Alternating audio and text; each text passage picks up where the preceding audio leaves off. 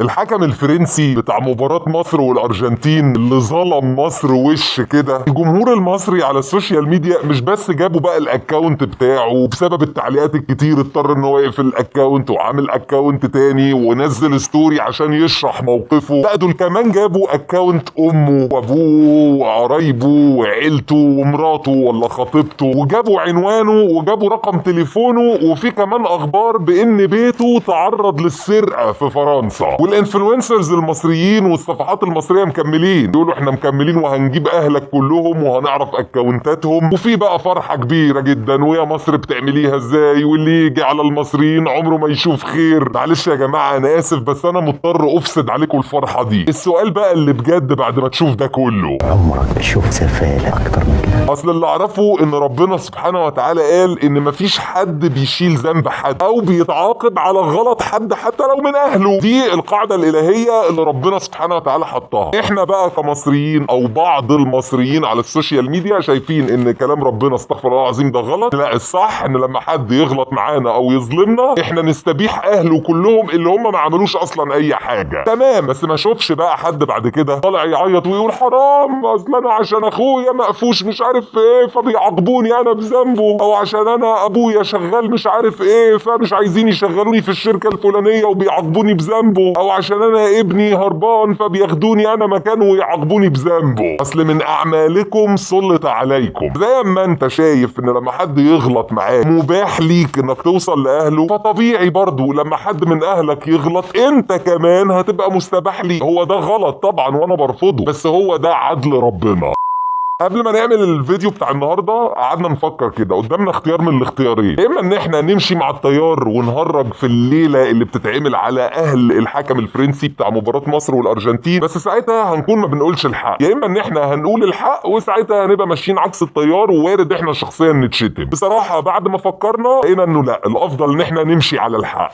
اقسم بالله اللي بيحصل مع اهل الحكم الفرنسي بتاع مباراة مصر والارجنتين، وان احنا بنجيب اكونتاتهم وبنخش عليهم وبننتهك خصوصيتهم، ده يتصنف ظلم وقلة ادب وقلة انسانية وقلة دين وعدم رجولة. لو بنتكلم بقى في الصح ان يبقى في عقاب قانوني على حاجة زي كده، تمام؟ جبنا الاكونت بتاعه على الانستجرام ودخلنا نكلمه، ماشي، انا لحد هنا تمام، ده مشكلتك معاه. راجل قفل الاكونت وفتح اكونت تاني نزل ستوري، برضه من حقك انك ترد عليه او تهاجمه، لان الخصومه دلوقتي معاه، هو اللي نفذ موضوع الظلم ده. لكن في بقى بعض المصريين، انا مش هقول كل المصريين، اللي موجودين على السوشيال ميديا خدوا الموضوع في شكل شخصي شويه، او يعني زي ما الرسول عليه الصلاه والسلام قال كلمه اذا خصم فجر. وبالمناسبه دي صفه الشخص المنافق. بداوا بقى يخشوا على اكونتات امه وجدته واكونتات ابوه، وفي كمان مؤخرا شفت اكونتات لاولاد عمه لقرايبه، وجابوا مراته او خطيبته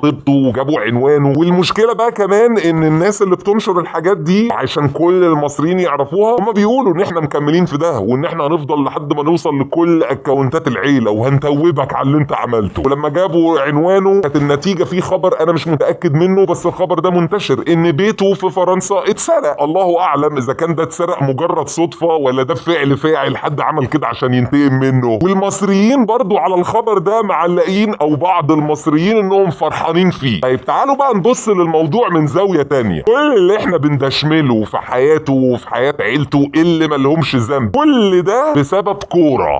هتقول لي بقى كاس عالم واتظلمنا ومش اتظلمنا، كل ده تمام واحنا اتكلمنا فيه قبل كده، بس يبقى في الاخر هي مجرد كوره، يعني شيء تافه بسببه بندمر حياه عيلته اللي مالهمش اي علاقه اصلا بالموضوع. فلما تيجي كده تحسبها بالعقل في تطبيق حرفي لجمله اذا خصم فجر اكتر من اللي احنا بنعمله ده، يعني في افجر من كده ممكن حد يعمله اصلا في الدنيا؟ طبعا انا عارف هيطلع حد دلوقتي يقول لك اصل هو اللي ظلم، هو اللي ابتدى، يقابل بقى هو واهله اللي عملوا مع المصريين، وانت ازاي مش محموق لبلدك؟ ما هو طبيعي لان انت شخص للاسف انعدمت عندك الاخلاق والدين والانسانيه والعقل والرجوله، فانت شايف انه لو في حد انا مختلف معاه اهله مباحين ليا، اروح اتشطر على الستات اللي في عيلته، او اروح اتشطر على راجل وست كبيره اللي هم ابوه وامه او جدته. بالنسبه لك عملك طبيعي، وان لو محدش اشترك معاك في كده يبقى هو بيخون بلده. بس انا عايز اسالك سؤال، هي الرجوله بتقول انك تعمل كده؟ اللي اعرفه ان الرجوله انك تكلم البني ادم راجل لراجل، يعني انا مشكلتي معاك فانا مشكلتي معاك انت. لكن الرجوله اليومين دول بقت ان انا اسيبك واهبق على امك ولا على اختك ولا على عيلتك ولا على ابوك ولا على مراتك ولا على خطيبتك، هي دي الرجوله من وجهه نظركم؟ ما هو للاسف اليومين دول هرمونات الرجوله قلت شويه. طب يا عم الدكر حط نفسك مكانه، وهو الراجل كوس في شغله عشان بياكل عيش زي ما كتير، واحنا مش هنحور على بعض، معروف انه ساعات برضه بيكوس في شغله عشان مديره بيأمره بكده، ويقول لك ما هو انا باكل عيش يعني، وتلاقيه مثلا اسفن واحد صاحبه اللي قاعد جنبه في الشغل وصاحبه ده اتطرد. تخيل بقى صاحبك ده بعد ما انت اسفنته وانت ظالمه راح جاب بقى رقم مراتك ودخل يكلمها ويكلم امك ويكلم جدتك، ساعتها انت هتبقى مبسوط ولا هتطلع تعيط زي مش عايز اقول زي ايه، وتقعد تقول حرام هو ليه يعمل معايا كده، طب خليك راجل وكلمني انا ايه، ولا عشان دول اجانب مثلا؟ اصل في برضو بعض الناس اللي هي لا في رجوله ولا في عقليه بقى، متخيل انه عادي يعني اللي حرام ان انا اعمله في اخواتي المصريين حلال ان انا اعمله في اي حد اجنبي، فدول عادي اجانب ما عندهمش بقى خصوصيه وما عندهمش حياتهم وما عندهمش مشاعر مثلا. يا جدعان ده حتى في الافلام العربي والاجنبي من زمان كان عشان يبين لك ان في عصابه شمال كان يخلي لك العصابه دي بتعمل ايه، لما هم مش عارفين يوصلوا للبطل يروحوا بقى يخطفوا مراته، يروحوا يرزلوا على بنته، يروحوا يجيبوا ابوه. يعني الحركه بتاعت ان انا مش عارف اكلمك انت قوم اعادي اهلك الابرياء دي دليل على انك شخص شمال، مش دليل على الرجوله ولا على انك ذكر. ويؤسفني ابلغك عزيزي اللي شايف نفسك انك وطني وبتدافع عن مصر وعن المصريين باللي انت بتعمله ده، ان بديهي جدا الناس دول اللي هو اهل الحكم الفرنسي لما يبتدوا يشوفوا اللي بيحصل لهم، هم اكيد شافوه في مسجات متشيره ومصورينها سكرين شوتات يعني فيها كميه الفاظ خارجه ودخلوا على حياه الناس، هم لما يشوفوا كده بديهي وحقهم انهم يقولوا ايه يا جماعه الشعب اللي كله همجيه ده احنا عملنا لهم ايه؟ رغم ان مش كل المصريين كده، ورغم ان كتير جدا من المصريين على فكره مش راضيين عن العكعكه اللي بتحصل دي، بس هو مش هتلاقي كل الناس قادره تتكلم، لان اللي هيطلع يتكلم الطيار اللي ماشي على السوشيال ميديا هيفرمه، بس اغلب المصريين مش كده. فانتوا باللي انتوا بتعملوه ده انت بتغير او بتشوه شكل المصريين وبتبوظ صورتهم. ويؤسفني كمان ابلغك انك بذكائك انت بوظت قضيه مصر، يعني مصر لحد الماتش كانت خارجه مظلومه، كل العالم بيتكلم عن كده، انت بقى خليت الصوره دلوقتي ان دول شعب بينتقم، شعب همجي، ده اللي هيتقال رغم ان المصريين مش كده. فانت كمان بذكائك حتى ما كسبتش ولا دافعت عن القضيه بتاعتك.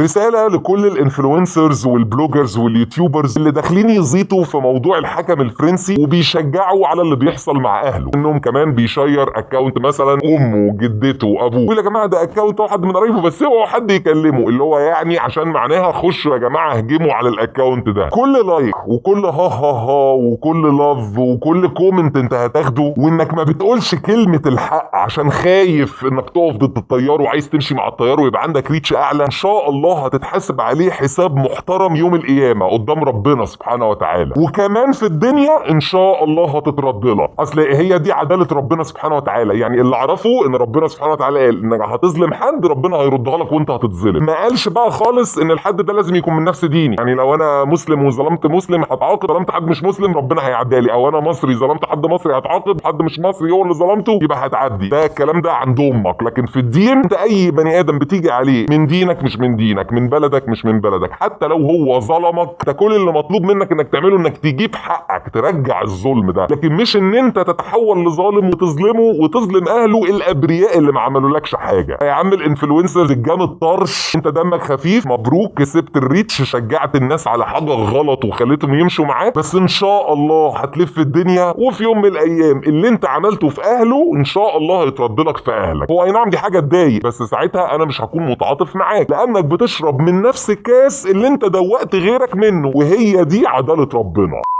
النهارده انا عارف ان هيجي كميه كومنتات هجوم كبير جدا هيتهمك بان انت ما بتحبش بلدك وما بتدافعش عن بلدك، وانت لو بتحب بلدك هتبقى محموق عليها. يعني النوس عين خالتك، انت لو رجعت شفت الحلقات اللي احنا لسه عاملينها فريش طازه عن مباراه مصر والارجنتين واتكلمنا ان مصر اتظلمت وان ده ظلم وان في الغرب بيضطهدوا المصريين، كل ده احنا اتكلمنا فيه، مش مستنيك انك تيجي تلفت نظري لحاجه زي كده. بس انا مشكلتي مع فكره الظلم، انك تظلم اشخاص ابرياء، يا جماعه هم مش عشان اجانب ما يتقالش عليهم كلهم ابرياء، ناس ابنهم شغال حكم، هو غلط، هو بينيل الدنيا، هو اكتر حد فاسد. مشكلتي معاه، هم ما لهمش علاقه بالموضوع، ليه انا اخش ابوظ لهم وادمر لهم حياتهم؟ كفايه هوجه الغل اللي حاصله دي، يعني ارجوكم كفايه تشويه لشكل المصريين. تاني هرجع اقول، هو للاسف اللي بيعملوا كده بعض المصريين، بس اللي بيوصل له ده هيقول لك هم المصريين كلهم كده. نيجي في الاخر نقول ان احنا شعب متدين، طب ما هو اللي احنا بنعمله او اللي بعضنا بيعمله ده ابعد حاجه عن الدين، فازاي عايزين الناس تحترمنا وتحترم ديننا واحنا عندنا كميه الغل والحقد والكره اللي جوانا ده، وكمان ما بنطبقش كلام ربنا؟ يعني ربنا حذرنا لما تخاصم ما تفجرش، احنا لما بنخاصم بنفجر.